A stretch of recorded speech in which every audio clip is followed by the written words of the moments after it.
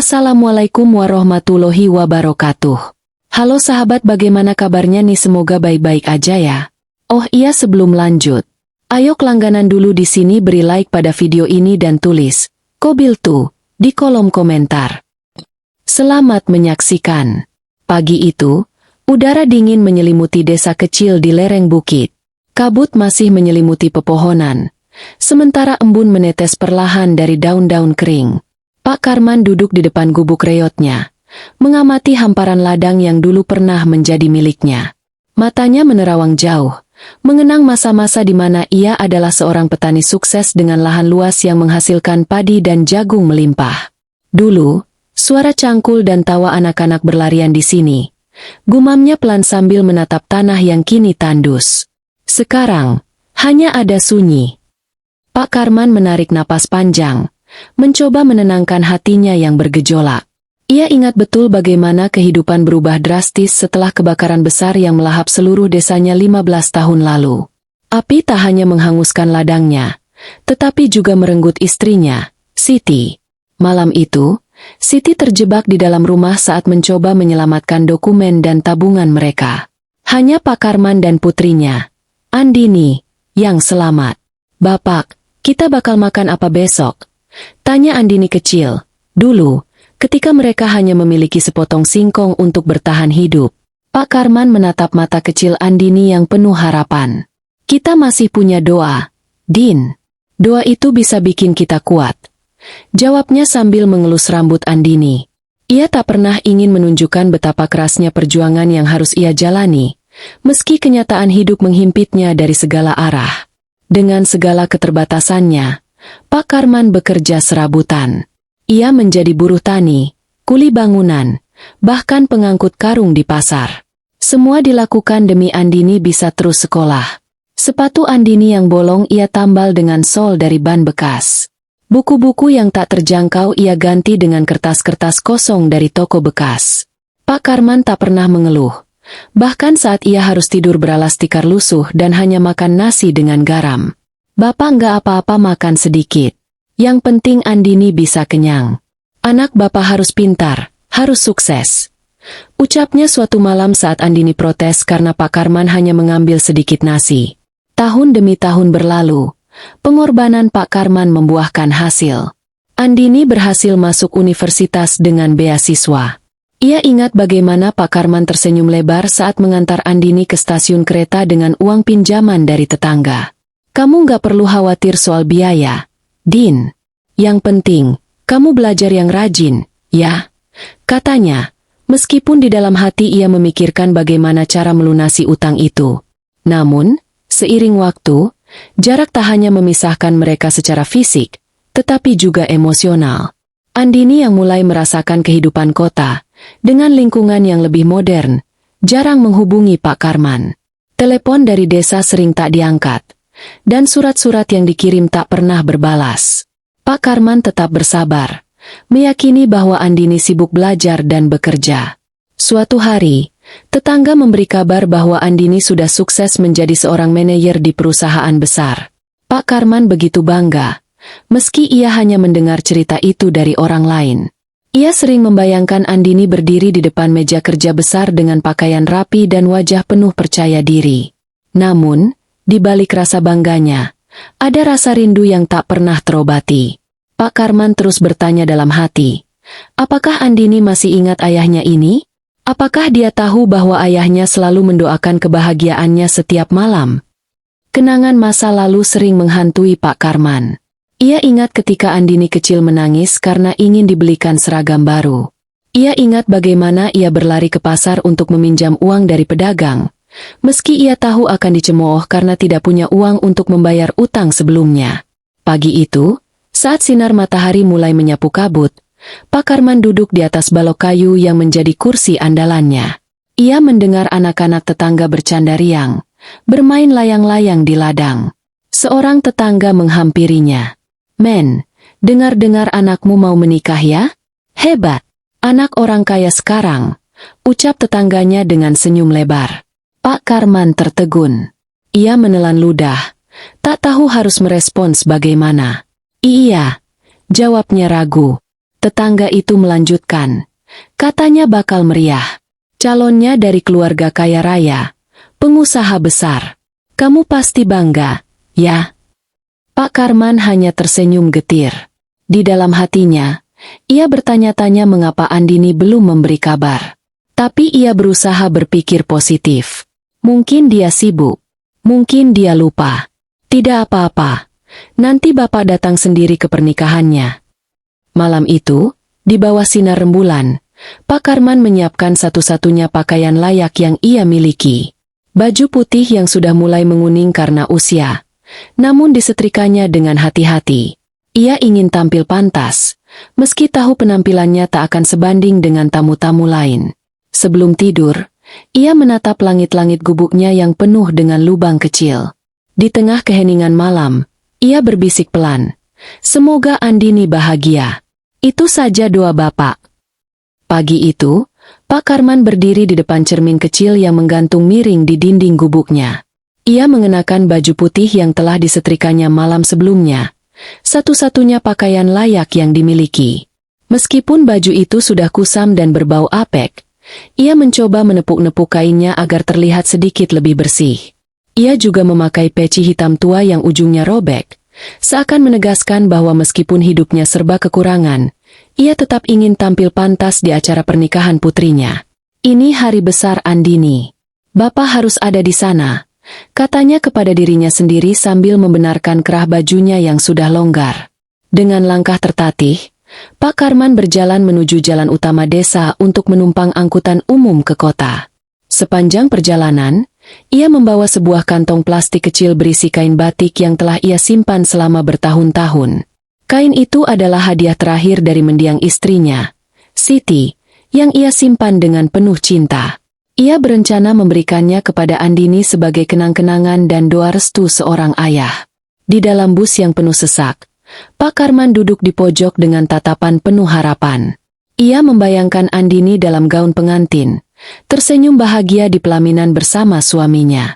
Ia juga berharap, setibanya di sana, ia bisa memeluk Andini, mengatakan betapa bangganya ia terhadap anak semata wayangnya. Sesampainya di gedung pernikahan, suasana begitu meriah. Tamu-tamu berdatangan dengan mobil mewah, berpakaian rapi dan penuh gaya. Musik gamelan mengalun lembut di pintu masuk, menyambut setiap tamu dengan suasana yang megah.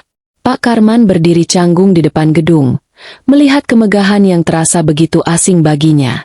Ia menggenggam kantong plastik kecilnya lebih erat, mencoba mencari keberanian untuk melangkah masuk. Namun, belum sempat ia mendekat ke pintu, seorang satpam yang bertubuh besar menghentikannya. "Maaf, Pak, mau kemana?" tanya satpam dengan nada curiga, sambil menatap Pak Karman dari ujung kepala hingga kaki. Saya ayahnya Andini. Anak saya menikah di sini," jawab Pak Karman dengan suara pelan, mencoba tersenyum meski wajahnya tampak gugup. Satpam itu mengerutkan dahi, lalu tertawa kecil. "Ayahnya Andini? Jangan bercanda, Pak. Bapak lihat saja tamu-tamu di sini. Mana ada yang penampilannya seperti Bapak?" Pak Karman terdiam. Ia mencoba menjelaskan dengan lebih yakin. "Saya sungguh ayahnya. Saya datang jauh-jauh dari desa. Saya hanya ingin memberikan doa restu untuk anak saya." Namun, satpam itu tetap tak percaya. Ia mengangkat tangannya, memberi isyarat agar Pak Karman menjauh. "Maaf, Pak, ini acara orang kaya. Kalau Bapak nggak punya undangan, sebaiknya jangan bikin ribut." Pak Karman merasa dadanya sesak mendengar kata-kata itu. Ia ingin berteriak, ingin menunjukkan bahwa dirinya adalah bagian dari hidup Andini. Tapi ia menahan diri, karena tidak ingin membuat keributan di hari bahagia anaknya. Saat itu, Andini muncul di lobi bersama beberapa tamu. Pak Karman langsung mengenali wajah anaknya meskipun sudah bertahun-tahun tak bertemu. Ia melambaikan tangan, mencoba menarik perhatian Andini. "Andini, ini bapakmu, Nak," panggilnya dengan suara parau. Andini menghentikan langkahnya. Mata mereka bertemu, dan sejenak ada keraguan di wajah Andini. Namun, Andini dengan cepat mengalihkan pandangannya dan berbisik kepada seorang pria di sebelahnya, yang ternyata adalah calon suaminya, Arjuna. "Siapa dia?" tanya Arjuna dengan nada heran. "Entahlah, mungkin pengemis yang tersesat," jawab Andini tanpa ekspresi. Pak Karman terkejut mendengar jawaban itu. Hatinya seperti dihancurkan berkeping-keping. Namun, ia masih mencoba mendekat, berharap Andini akan mengenalinya jika ia bicara lebih dekat. "Andini, ini Bapak. Kamu nggak ingat Bapak?" Suaranya bergetar. Air mata mulai mengalir di pipinya. Andini menarik napas dalam-dalam, lalu memalingkan wajah dengan penuh rasa malu. "Tolong usir dia. Jangan biarkan dia membuat keributan di sini," ucapnya dingin kepada Satpam. Satpam itu segera mendorong tubuh lemah Pak Karman keluar gerbang. Kantong plastik kecil yang digenggamnya terjatuh ke tanah, dan kain batik di dalamnya berguling keluar. Pak Karman mencoba meraih kain itu, tetapi Satpam terus mendorongnya dengan kasar. "Jangan kembali lagi ke sini, Pak. Acara ini bukan tempat untuk orang seperti Bapak," kata Satpam itu dengan nada menghina. Pak Karman berjalan menjauh dengan langkah tertatih, memeluk kain batik itu erat-erat. Air matanya terus mengalir, membasahi wajah keriputnya yang penuh luka kehidupan. Ia tidak marah, tetapi rasa sakit yang ia rasakan begitu menusuk. Ia mencoba berbicara kepada dirinya sendiri untuk menguatkan hati. "Mungkin Andini malu sama Bapak. Mungkin Bapak memang tidak pantas di acara sebesar itu," gumamnya, meskipun di dalam hati, ia sulit menerima perlakuan anaknya. Di kejauhan, gedung pernikahan itu masih bersinar megah, penuh dengan suara tawa dan kebahagiaan. Namun, bagi Pak Karman, hari itu adalah hari di mana dunianya benar-benar runtuh. Malam itu, Pak Karman duduk di sudut gubuknya yang gelap, hanya ditemani oleh lentera kecil yang redup. Ia memeluk kain batik yang telah ia bawa ke pernikahan Andini, merasakan setiap helai benang yang mengingatkannya pada masa lalu bersama istrinya, Siti.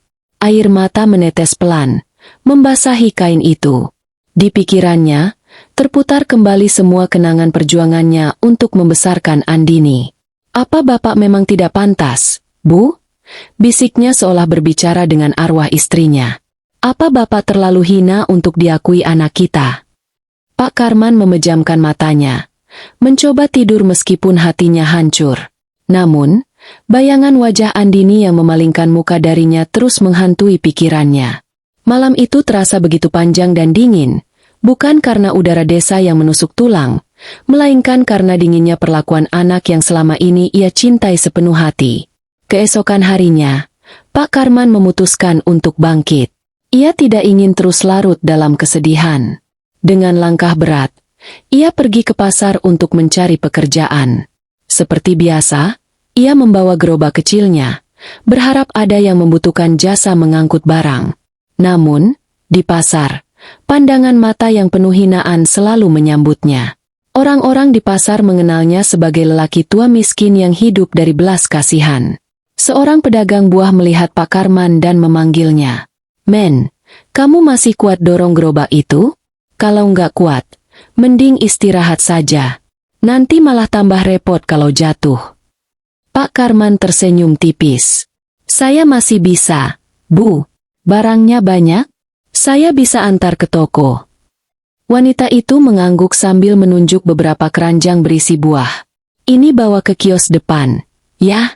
Nanti saya kasih upah 10.000. Tanpa ragu, Pak Karman mengangkat keranjang-keranjang berat itu ke atas gerobaknya. Dengan tubuh yang lemah, ia mendorong gerobak itu melewati jalanan pasar yang berkerikil. Setiap langkah terasa berat, tetapi ia terus melangkah, mencoba melupakan rasa sakit hatinya dengan bekerja. Saat tiba di kios, seorang pria muda yang bekerja di sana melihat Pak Karman dan berkomentar sinis. "Pak, masa orang tua seperti Anda masih kerja? Sudah waktunya istirahat di rumah." Pak Karman hanya tersenyum dan menjawab pelan. "Kalau saya istirahat, siapa yang akan makan? Nah, hidup harus terus berjalan." Di sisi lain, kehidupan Andini mulai terguncang. Meski pesta pernikahannya berjalan lancar, ia mulai merasakan tekanan dari suaminya, Arjuna. Di balik sikapnya yang penuh pesona saat pesta, Arjuna adalah pria yang dingin dan sering meremehkan Andini. Kamu tahu nggak, Din, aku menikahimu bukan karena kamu hebat, tapi karena kamu punya nama besar di perusahaan. Ucap Arjuna suatu malam ketika mereka sedang makan malam di apartemen mewah mereka. Andini tertegun. Apa maksudmu, Mas? Bukankah kita menikah karena saling mencintai? Arjuna tertawa kecil. Cinta? Itu cuma bonus, Din. Yang penting, aku bisa dapatkan keuntungan dari relasi perusahaanmu. Kata-kata itu membuat Andini terdiam. Untuk pertama kalinya, ia merasa pernikahannya tidak seperti yang ia impikan. Ia mulai menyadari bahwa kemewahan tidak selalu berarti kebahagiaan. Namun, gengsi dan egonya terlalu besar untuk mengakuinya. Beberapa bulan berlalu, Andini semakin tertekan dengan sikap Arjuna. Suaminya sering pulang larut malam, membawa aroma alkohol, dan mulai berani bermain kasar ketika marah. Dalam keadaan seperti itu, Andini sering teringat pada Pak Karman. Namun, rasa malu dan harga dirinya menahannya untuk menghubungi ayahnya. Sementara itu, Pak Karman semakin terpuruk. Upah sebagai buruh pasar tidak cukup untuk makan setiap hari. Ia terpaksa mengurangi makan agar bisa menyisihkan uang untuk membeli kebutuhan sehari-hari. Namun, meski hidup begitu sulit, ia tak pernah berhenti mendoakan Andini. Semoga kamu bahagia di sana, Nak. Ucapnya setiap malam sambil menatap langit-langit gubuk yang bocor. Bapak nggak apa-apa di sini. Yang penting, kamu sehat dan bahagia. Namun, doa itu tak pernah terbalas. Andini semakin terjebak dalam masalah rumah tangganya. Hingga suatu hari, Arjuna dengan terang-terangan mengatakan bahwa ia akan meninggalkan Andini. Aku sudah dapat apa yang aku mau, Din. Hubungan ini nggak ada artinya lagi buatku. Ucapnya sambil mengemasi barang-barangnya. Mas, tolong jangan pergi. Aku sudah meninggalkan segalanya untukmu. Andini menangis, mencoba memegang tangan Arjuna. Namun, Arjuna melepaskan tangannya dengan kasar. Itu salahmu sendiri. Kamu yang terlalu bodoh untuk percaya semua omonganku. Andini jatuh terduduk di lantai, menangis tanpa henti. Rumah yang dulu penuh dengan kemewahan kini terasa kosong dan dingin. Hidupnya yang selama ini ia banggakan runtuh dalam sekejap. Untuk pertama kalinya, ia merasa kehilangan segalanya. Matahari mulai meninggi, memancarkan sinarnya ke jalanan kota yang ramai. Pak Karman mendorong gerobaknya perlahan, mengangkut barang-barang dari pasar ke pelanggan. Tubuhnya yang renta tak lagi sekuat dulu. Tetapi ia tetap berusaha mengumpulkan uang sekadar untuk makan sehari. Sisa-sisa luka di hatinya karena diusir dari pernikahan Andini masih terasa. Tetapi ia mencoba menguburnya dalam-dalam. Di sebuah sudut jalan, Pak Karman berhenti sejenak untuk mengusap keringat. Gerobaknya kini kosong setelah semua barang berhasil diantarkan. Ia membuka bungkusan kecil berisi nasi dan tempe yang ia bawa dari rumah. Ketika hendak menyuap makanan ke mulutnya, pandangannya tertuju pada seorang wanita muda yang duduk di trotoar, tampak termenung. Pakaian wanita itu lusuh, dan wajahnya terlihat lelah serta kusam. Pak Karman memerhatikannya sebentar. Meski wajah wanita itu berubah banyak, ada sesuatu yang membuat hati kecilnya yakin bahwa itu adalah Andini. Ia ragu untuk mendekat, takut salah mengenali atau mungkin justru membuat Andini merasa terganggu.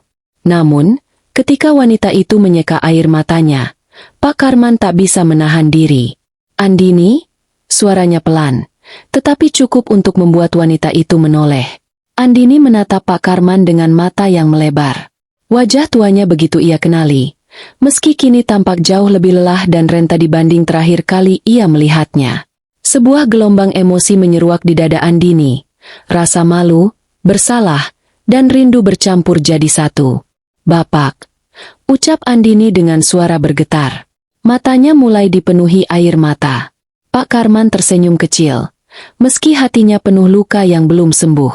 Apa kabar, Nak? Kamu kenapa di sini? Andini tidak bisa menjawab. Ia hanya menunduk, mencoba menahan tangis. Pak Karman mendekat, lalu duduk di sebelahnya. Ia mengambil sapu tangan lusuh dari saku bajunya dan menyerahkannya kepada Andini. Kalau kamu ingin menangis, menangislah, Nak. Tapi setelah itu, ceritakan apa yang terjadi, ucapnya lembut. Tangis Andini akhirnya pecah. Ia menutupi wajahnya dengan kedua tangannya, sementara tubuhnya bergetar hebat. Pak Karman menunggu dengan sabar, memberi waktu untuk putrinya meluapkan perasaannya. Setelah beberapa saat, Andini mulai bercerita. "Bapak, aku kehilangan segalanya. Suamiku meninggalkanku. Aku tidak punya rumah, tidak punya uang. Aku benar-benar jatuh, Pak." Pak Karman mendengarkan dengan seksama. Ia tidak menghakimi atau menyalahkan Andini, meski hatinya perih mendengar penderitaan anaknya. Ia hanya mengangguk pelan, mencoba memberikan ketenangan. "Kamu masih punya bapak, Din," ucapnya penuh arti. "Bapak mungkin tidak bisa memberikan banyak. Tapi kalau kamu mau, kita bisa mulai dari awal bersama-sama." Hari itu, Pak Karman membawa Andini kembali ke gubuknya. Sepanjang perjalanan, Andini tak bisa menahan rasa bersalah. Ia memandangi gerobak kecil yang didorong ayahnya, mengingat betapa keras perjuangan Pak Karman selama ini. Namun, ia juga merasa tak pantas menerima kebaikan sang ayah setelah semua yang ia lakukan. "Bapak, kenapa masih peduli padaku? Setelah aku memperlakukan bapak seperti itu?" tanya Andini dengan suara pelan. Pak Karman berhenti sejenak, lalu menatap Andini dengan tatapan penuh kasih. "Karena kamu tetap anak bapak, Din. Bapak tidak pernah berhenti mencintaimu, apapun yang terjadi." Andini menundukkan kepala, air matanya kembali mengalir.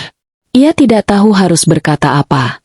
Kata-kata Pak Karman begitu sederhana, tetapi memiliki kekuatan yang menghancurkan dinding egonya. Setibanya di gubuk, Andini tercengang melihat kondisi tempat tinggal ayahnya. Dinding yang terbuat dari anyaman bambu penuh dengan tambalan kardus. Atap sengnya bocor di beberapa tempat, dan hanya ada satu kursi tua serta tikar lusuh di lantai. "Bapak tinggal di sini?" tanya Andini dengan suara bergetar. Pak Karman mengangguk sambil tersenyum. "Bapak sudah terbiasa, Din. Yang penting, tempat ini cukup untuk berlindung dari hujan dan panas." Andini merasa dadanya sesak. Ia duduk di tikar, menatap sekeliling dengan mata yang basah. Dalam hatinya, ia berjanji untuk memperbaiki semua ini, untuk menebus kesalahan-kesalahannya terhadap ayahnya. Hari-hari berikutnya, Andini mulai membantu Pak Karman bekerja. Ia belajar mendorong gerobak dan mengangkut barang di pasar, sesuatu yang tidak pernah ia bayangkan akan ia lakukan sebelumnya. Meski tubuhnya lelah, ia merasa hatinya lebih tenang. Perlahan, ia mulai merasakan kebahagiaan dari hal-hal sederhana yang selama ini ia abaikan. Sementara itu, Pak Karman mulai melihat perubahan pada Andini. Anak yang dulu angkuh kini menjadi lebih rendah hati dan penuh empati. Meski demikian, Pak Karman tidak pernah mengungkit kesalahan masa lalu Andini. Ia memilih untuk fokus pada masa depan mereka.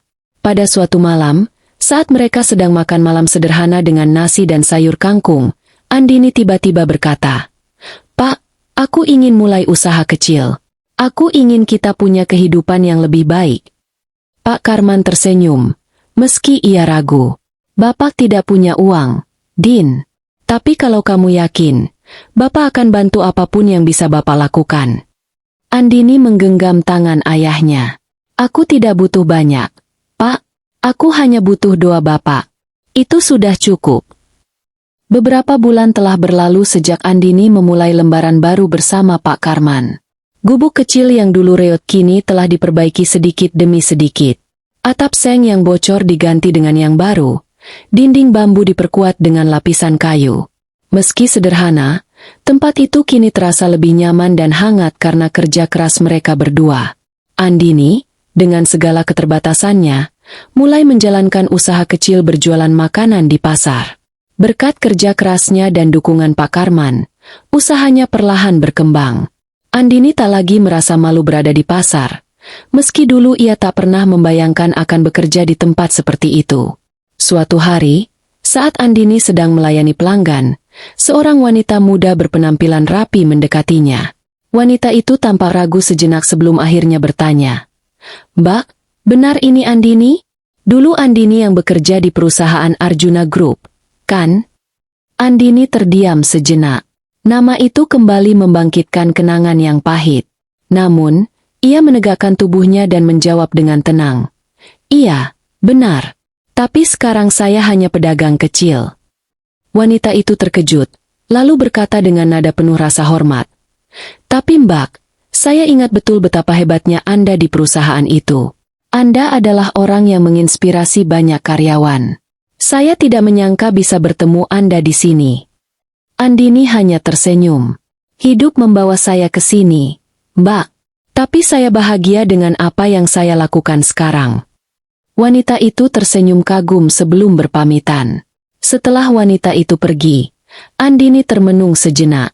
Ia merasa bangga karena kini ia bisa menjalani hidup tanpa gengsi, dan orang-orang menghormatinya bukan karena status, melainkan kerja keras dan sikapnya.